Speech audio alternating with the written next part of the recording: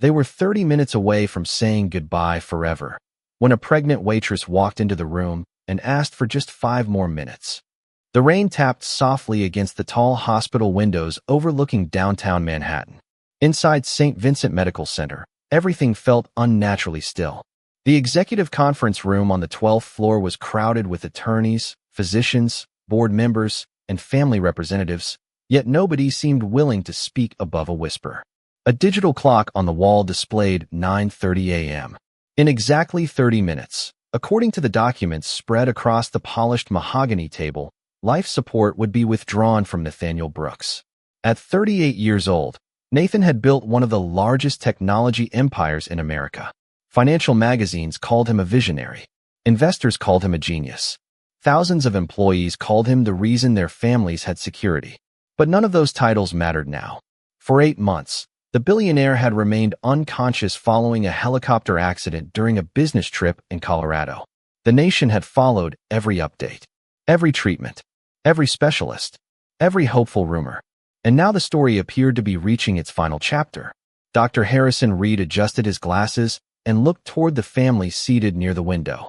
All neurological evaluations have remained unchanged, he said quietly. We have exhausted every reasonable medical option available. No one argued. They had heard those words before. Nathan's mother, Eleanor Brooks, sat perfectly straight in her chair. Her silver hair was immaculate, her expression unreadable.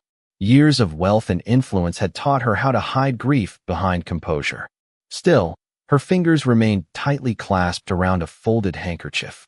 Across from her sat members of the Brooks Technologies board, men and women who had once depended on Nathan's decisions. Today, they stared silently at legal paperwork they wished had never existed. The room carried the weight of an ending. A final signature, a final decision, a final goodbye. Then the conference room door opened. Every head turned. The young woman standing in. The doorway looked completely out of place among tailored suits and luxury watches. She wore a simple beige coat damp from the rain. Her blonde hair rested loosely against her shoulders. One hand held the strap of a worn leather purse. The other rested protectively against the gentle curve of her pregnant belly. She looked nervous, but not afraid. I'm sorry, she said softly. I know this meeting is private. Several people exchanged confused glances. No one recognized her. One attorney immediately stood. Miss, I'm afraid this area is restricted. The woman nodded politely. I understand. Her blue eyes briefly moved around the room before settling toward the hallway beyond, toward the intensive care wing, toward Nathan's room. I'm not here for the meeting. Her voice trembled slightly. I'm here for him. Silence followed. Eleanor Brooks narrowed her eyes. And who exactly are you? The young woman swallowed. For a moment, it seemed she might leave. Then she straightened her shoulders. Calm, quiet, determined. My name is Emily Carter. Nobody reacted. The name meant nothing to anyone in the room. But Emily had not come seeking recognition. She had come because time was running out. Because somewhere beyond those walls, a man everyone else had already given up on was about to lose his final chance to hear the truth. And because hidden inside her purse was something she had carried for 8 months.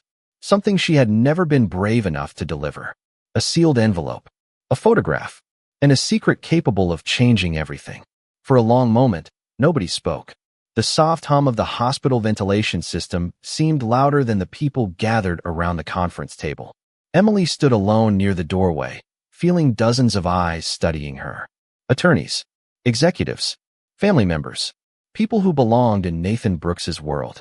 People who looked at her simple coat and worn shoes and immediately assumed she did not. Eleanor Brooks slowly rose from her chair. Her posture remained elegant despite the exhaustion etched into her face. You expect us to believe that you know my son? She asked quietly. Emily lowered her gaze for a second. No, ma'am, she said. I do not expect anyone to believe anything. Her hand rested gently against her stomach. I only came because I could not stay away any longer. The attorney nearest the table cleared his throat. Miss Carter, this is an extremely sensitive situation. If you have no legal relationship to Mr. Brooks, I am afraid, I am not here for money. Emily's voice was calm, not angry, not defensive, just tired. I never asked him for anything. I never asked his company for anything. I never even contacted his family. The room fell silent again. Something about the way she said it made people pause. There was no desperation in her voice. No performance. Only sincerity. Dr. Reed glanced toward the clock. 26 minutes remained. How do you know Nathan? Eleanor asked. Emily looked toward the hallway leading to the intensive care unit. A small smile touched her lips. The kind of smile people wore when remembering something precious. 2 years ago, she said softly, I was working the morning shift at a coffee shop near his headquarters. Several board members exchanged surprised looks. Nathan Brooks rarely entered public places without assistance or security. Emily continued. Every Thursday at 7:15, he would order the same thing. Black coffee, 1 blueberry muffin. No exceptions. A faint flicker crossed Eleanor's face. Recognition. Nathan had always hated changing routines. At first he barely spoke, Emily said. Most customers looked through me. He was different. He looked at people. Her eyes softened. He remembered names. The room listened. Even the attorneys had stopped interrupting. One morning I accidentally spilled coffee on a report I was carrying. Emily laughed quietly at the memory. I thought I was going to lose my job. Instead, he sat there for 20 minutes helping me reorganize 200 pages. A few people smiled despite themselves. It sounded exactly like Nathan. Not the billionaire the media described. The man those closest to him knew. Emily reached into her purse and carefully removed a small photograph. It was slightly worn from being handled so often. She placed it on the conference table. Eleanor stepped forward. The photograph showed Nathan sitting at a small outdoor cafe table. He was smiling. Not the polished smile from magazine covers. A real one. Relaxed. Happy. The kind few people ever saw. Beneath the picture, written in Nathan's handwriting, were 6 simple words. Keep believing in yourself. You already can. Eleanor stared at the note. Her hand trembled slightly. She recognized her son's handwriting instantly. Around the room, something began to shift. The skepticism remained, but certainty did not. Emily carefully placed the photograph back inside her purse. Then she looked toward Dr. Reed. Please, she said. I am not asking for hours. I am not asking for a miracle. Her voice nearly broke before she steadied it again. I am only asking for 5 minutes with him before everyone says goodbye.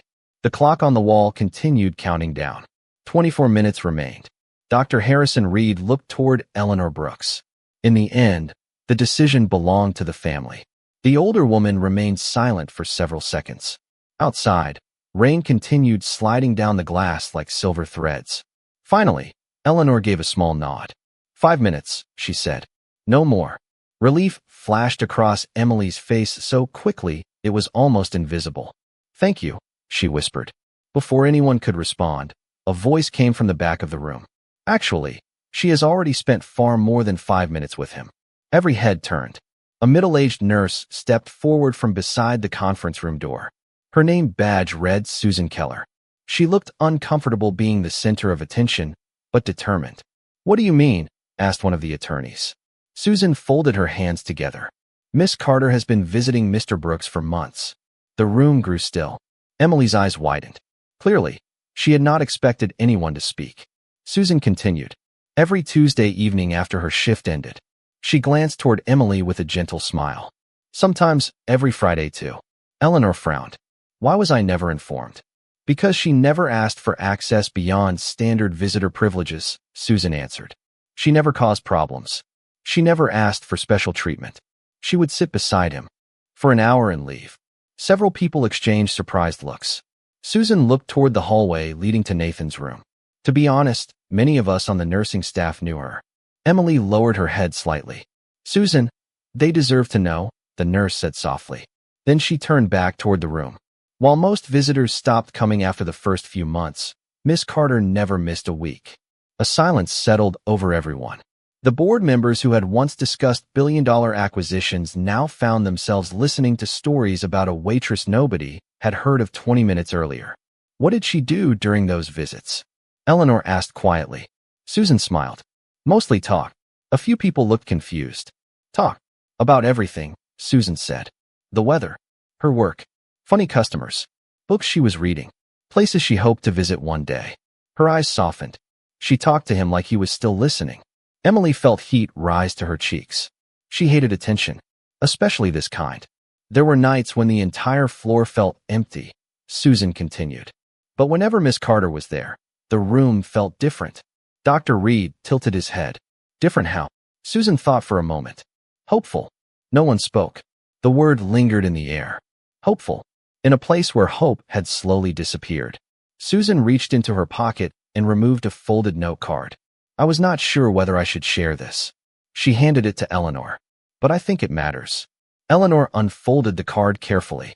Written in neat handwriting was a list of dates stretching back 8 months. Every Tuesday. Every Friday. Dozens of visits. Not one missed. At the bottom was a short note written by Susan herself. She always says goodbye the same way. Eleanor's eyes moved to the final sentence. Her expression changed. Just slightly. What does she say? One board member asked. Susan looked toward Emily. Every visit ends with the same words. Emily closed her eyes briefly. She already knew what was coming. Susan smiled gently. She tells him to keep fighting because someone is waiting to meet him. Across the room, several people glanced toward Emily's pregnant belly. And for the first time since she had entered the building, nobody looked at her like an outsider. They looked at her like a piece of a story they did not yet understand. The atmosphere inside the conference room had changed. The suspicion was still there. The questions were still there. But now another feeling had entered the room. Curiosity. Eleanor Brooks slowly lowered the note card onto the table and looked directly at Emily. If you cared about him this much, she asked quietly, why did you stay hidden? Emily stood motionless for a moment. The answer seemed simple, yet it carried the weight of 2 years. Because that is what he would have wanted, she finally said. Several eyebrows rose around the room. You are speaking for my son now? Eleanor asked. Emily shook her head immediately. No, ma'am. Her voice remained gentle. I am remembering him. She looked toward the rain-streaked windows, toward memories that suddenly felt much closer than the city below. Nathan spent his entire life surrounded by people who wanted something from him. Access, influence, opportunities. Her fingers tightened around the strap of her purse. One night, he told me the hardest part of being successful was never knowing who truly cared about him. Silence followed. The people in the room understood exactly what she meant. They had watched countless strangers attempt to get close to Nathan over the years. Some for business, some for attention, some for reasons that disappeared the moment there was nothing left to gain. Emily looked down briefly. I promised myself I would never become one of those people. Eleanor studied her carefully. The answer felt honest. Too honest to be rehearsed. When was the last time you saw him before the accident? Dr. Reed asked. Emily smiled sadly. 3 days before. The room listened. He had just finished a meeting nearby. Her eyes softened. He stopped by the coffee shop after closing. For a moment, she seemed to disappear into the memory. There was nobody else there. Just the two of us and a storm outside. A few people exchanged glances. Nathan hated storms. Emily remembered teasing him about it. She remembered how he laughed. He stayed almost 2 hours. Her smile faded slightly. We talked about everything. His company, my plans, places we wanted to see. She paused. He seemed happy. The word lingered. Happy. It felt strangely important. One board member quietly cleared his throat. Nathan had not looked happy in years. Nobody disagreed. Emily reached into her purse again. This time she removed a folded receipt. It was old and worn along the edges. He left this behind that night. Eleanor accepted it cautiously. On the back, written in Nathan's familiar handwriting, was a short message. Do not let fear decide your future. Underneath was a phone number. His private number. A murmur moved through the room. Very few people had ever been given access to that number. Emily looked away, embarrassed by the attention. I never called it. That statement shocked everyone more than the note itself. You never called? One attorney asked. Not once. Emily shook her head. I wanted to. Her eyes glistened slightly. More than once. She took a slow breath. But I wanted our next conversation to happen because life brought us together again. Not because I was chasing him. Across the room, Eleanor stared at the faded receipt in her hands. Something inside her seemed to shift. Just a little. The clock on the wall continued moving forward. 20 minutes remained. Yet for the first time that morning, nobody appeared focused on the countdown. Because the mysterious waitress standing before them was no longer a stranger. She was becoming part of a story they had never known existed. The clock on the conference room wall now showed 9:43 a.m., 17 minutes remained. Outside, the rain had softened into a mist that blurred the Manhattan skyline into shades of gray and silver. Inside, Nobody seemed eager to return to legal discussions. The paperwork still sat on the table. The signatures still waited. Yet the focus of the room had shifted completely. Emily stood quietly beside her chair, while dozens of unanswered questions hung in the air. Eleanor Brooks looked at her for a long moment before speaking again. "You said you saw my son 3 days before the accident." Emily nodded. "Yes, ma'am." Eleanor glanced toward the purse Emily carried so carefully. "And after the accident?" Emily lowered her eyes. "I learned about it from the news." Her voice became softer. "I was opening the coffee shop that morning." The memory was still vivid. Too vivid. Customers kept talking about a helicopter emergency in Colorado. She swallowed. Then someone showed me his picture. Nobody interrupted. I remember dropping an entire tray of coffee mugs. A faint smile crossed Susan's face. She had heard that story before. Emily continued. "For 3 days, I could not bring myself to come here." Her fingers tightened slightly around the purse strap. "I told myself I was nobody, that his family belonged here. His friends belonged here." Her eyes glistened. "I kept telling myself he would never know whether I came or not." Silence settled across the room. "Then why did you come?" Dr. Reed asked gently. Emily looked down at her stomach. For a moment, her answer seemed trapped behind emotion. When she finally spoke, her voice barely rose above a whisper. "Because by then I was no longer making decisions only for myself." Nobody moved. Nobody breathed too loudly. The room suddenly felt smaller. Emily slowly opened her purse. Carefully, almost reverently, she removed a large white envelope that showed signs of being carried for months. The edges were worn. The seal remained unbroken.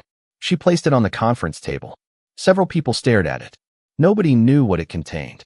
"I brought this the day I first visited him." Emily's eyes remained fixed on the envelope. "I planned to leave it and never come back." Eleanor frowned slightly. "What stopped you?"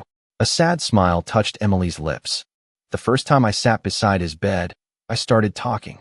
She shook her head softly. "I do not even remember what I said." A few people smiled faintly. "But when I stood up to leave, it felt wrong." Her gaze drifted toward the intensive care unit. "So I came back the next week." Susan quietly nodded. "Exactly as it had happened." "And the week after that," Emily continued. "Then another week." Her eyes shimmered. "Eventually, visiting him became part of my life." The room listened carefully. Even the attorneys had forgotten about the countdown. Emily placed her hand on top of the envelope. "Everything important is inside." Eleanor looked at it. "Important how?" Emily hesitated. Her breathing became slightly unsteady.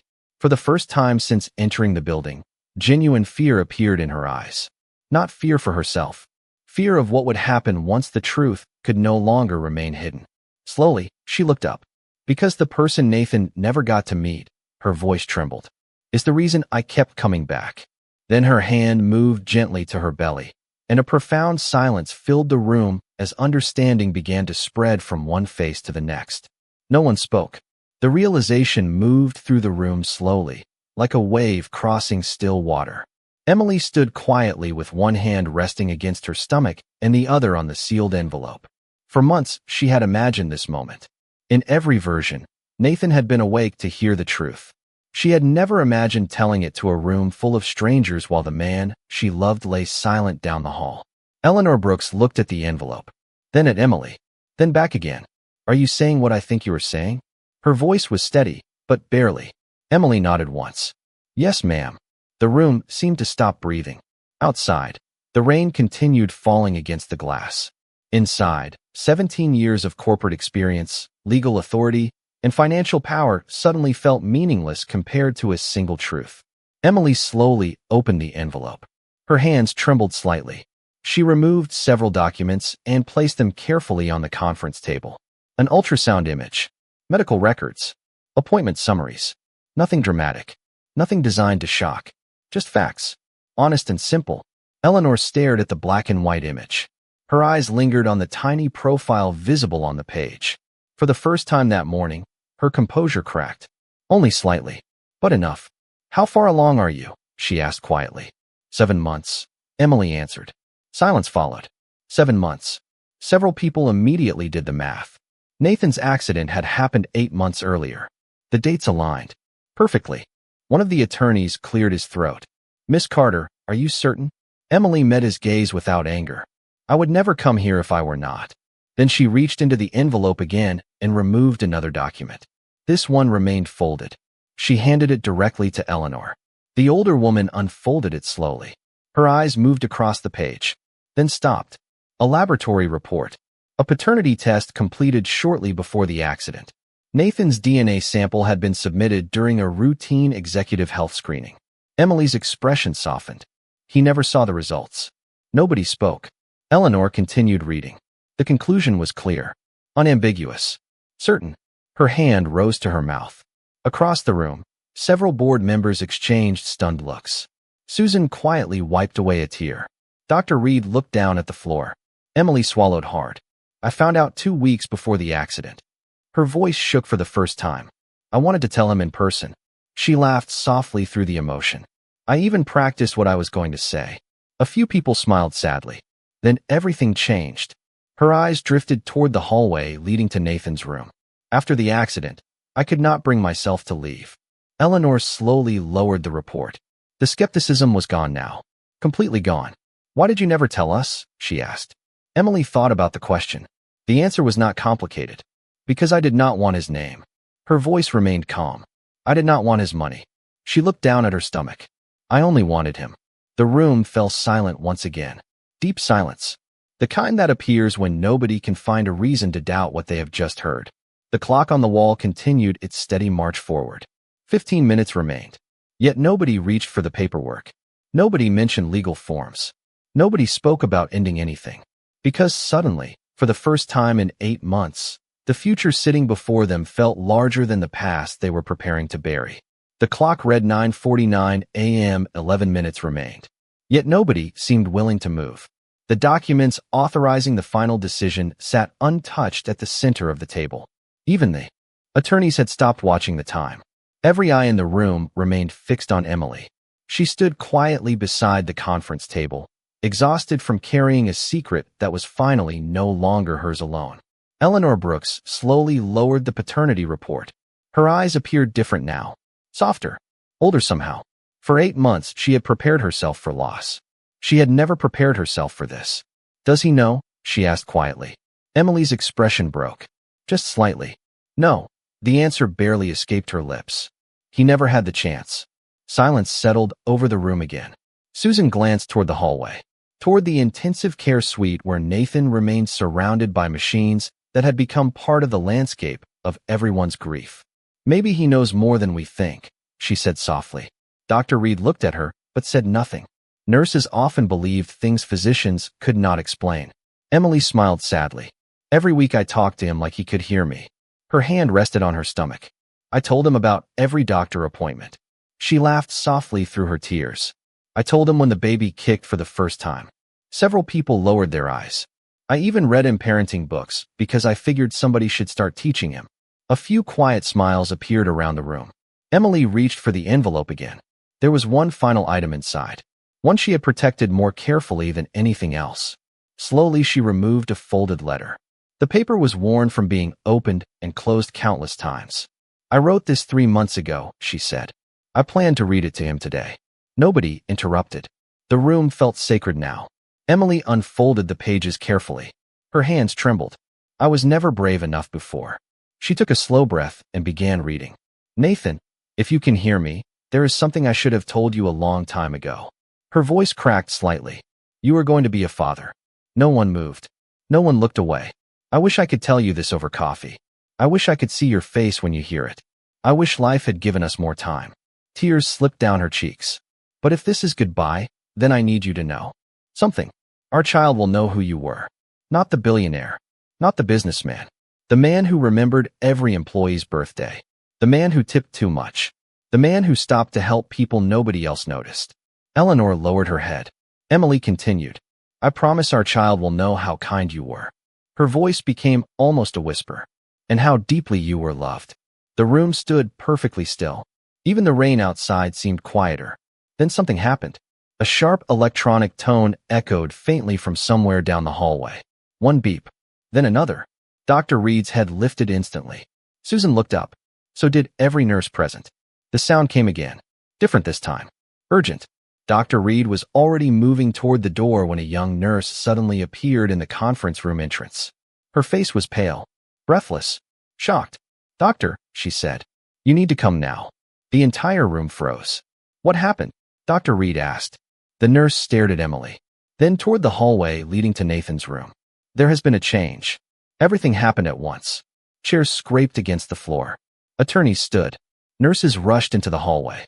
Dr. Harrison Reed moved first, nearly jogging toward the intensive care unit. Eleanor Brooks followed immediately behind him.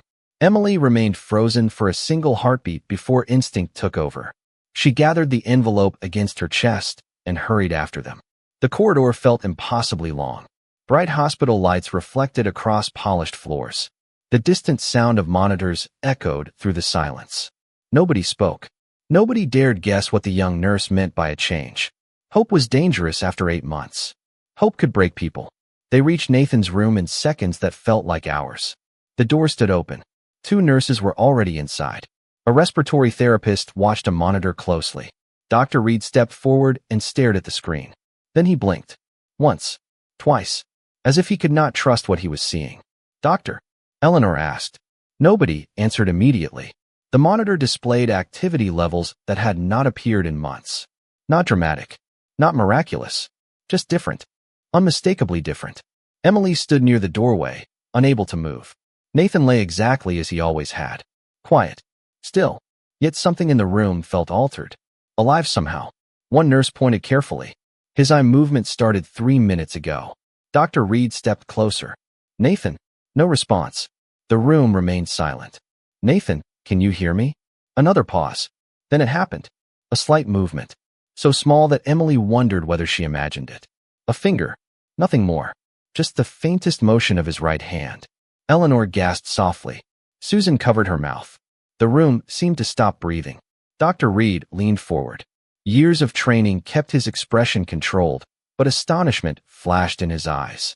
"Nathan, if you can't hear me, squeeze my hand." Several seconds passed. Then another tiny movement. Weak, slow, but unmistakable. Emily felt tears filling her eyes. Her knees nearly gave out beneath her.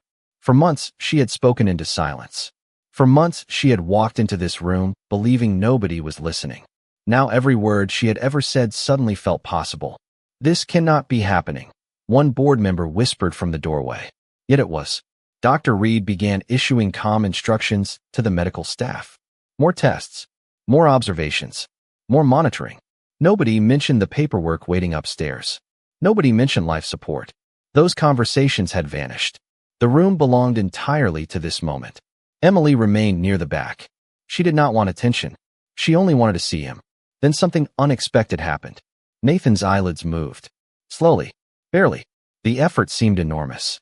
Eleanor stepped forward immediately. "Nathan." Her voice broke. "Nathan, sweetheart." Another pause. Then his eyes opened slightly. Not fully. Just enough to let light enter after months of darkness. The room erupted with emotion. Tears. Relief. Disbelief. Even Dr. Reed appeared stunned. Nathan's gaze drifted slowly across the room. Confused. Exhausted. Searching. It passed over doctors, nurses, family members, executives, then stopped. Directly on Emily. Time seemed to freeze. Nobody moved. Nobody spoke. His eyes remained fixed on hers. Recognition appeared first, then emotion, then something deeper, something that made Emily's heart stop. Nathan's lips parted slightly. The effort clearly exhausted him. Everyone leaned closer, waiting, listening. His voice emerged as little more than a whisper. Fragile, hoarse, yet perfectly clear. "Emily." Tears spilled down her cheeks. He remembered. After 8 months, he remembered. Nathan swallowed with difficulty. His eyes moved toward her stomach, toward the life she had carried through every visit. Then he spoke again. 5 words that left the entire room speechless. "Is our baby okay?" For several seconds, nobody moved. Nobody spoke. The question hung in the room like a miracle nobody had dared imagine. Emily pressed a trembling hand against her mouth as tears streamed freely down her cheeks. Nathan's eyes remained fixed on her. Weak, exhausted, yet unmistakably aware. "Yes," she whispered. "Our baby is okay." A faint smile appeared at the corner of his lips. It was small, fragile, but real. Eleanor Brooks sank into the nearest chair as emotion finally overwhelmed months of restraint. Susan quietly cried beside the doorway. Even Dr. Reed looked away for a moment, giving himself time to process what medical science could not easily explain. Nathan had heard her. Somehow, through months of silence, through endless days and nights, he had heard her. The following weeks became a story that spread far beyond the hospital walls. Nathan's recovery was slow. There were difficult days and setbacks, but every day brought progress. Every day brought another conversation, another memory, another reason to keep moving forward. And through all of it, Emily remained exactly where she had always been, beside him. One afternoon, nearly 3 months later, sunlight poured through the windows of Nathan's rehabilitation suite. The rain and gray skies of that September morning had long disappeared. Autumn leaves danced beyond the glass. Emily sat reading aloud from a parenting book while Nathan listened with a smile. "You know," he said, "I heard parts of those books before." Emily looked up in surprise. Nathan nodded. "Not every word. Just pieces." His eyes softened. "Your voice always found me." Tears immediately filled Emily's eyes. Some emotions never became easier. Nathan reached for her hand. "The funny customer stories were my favorite." Emily laughed through her tears. "I knew you were listening." A month later, another moment arrived. One Nathan had dreamed about since opening his eyes in that hospital room. The day their son was born. Eleanor Brooks stood in the nursery holding her grandson with tears of joy shining in her eyes. Nathan sat beside Emily, unable to stop smiling. The tiny boy wrapped his hand around one of Nathan's fingers and refused to let go. "He has your determination," Emily whispered. Nathan shook his head gently. "No," he looked at his sleeping son. Then at Emily. "He has yours." Several weeks later, Emily finally opened the last item she had never shown anyone.